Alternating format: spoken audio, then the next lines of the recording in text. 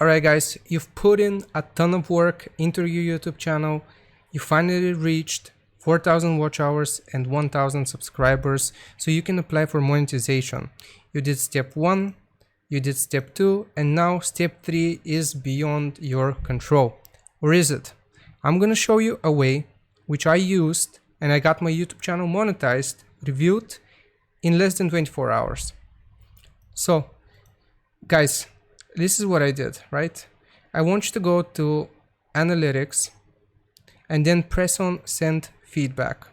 Here we're going to write something along the lines of I have worked hard for my YouTube channel and finally met the requirements to become a YouTube partner. If there's anything else I could do to increase my chances of getting accepted, please let me know. Give them a little smiley face and then put your initials underneath. What essentially this does is it gets YouTube's attention. Now the second step or the next step is we want to highlight the YouTube subscribers and watch time which we've gotten. So I'm gonna use this yellow highlight.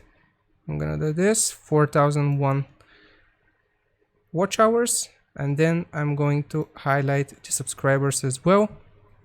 And I think this is all we need to do in order to catch YouTube's attention. I'm gonna click done.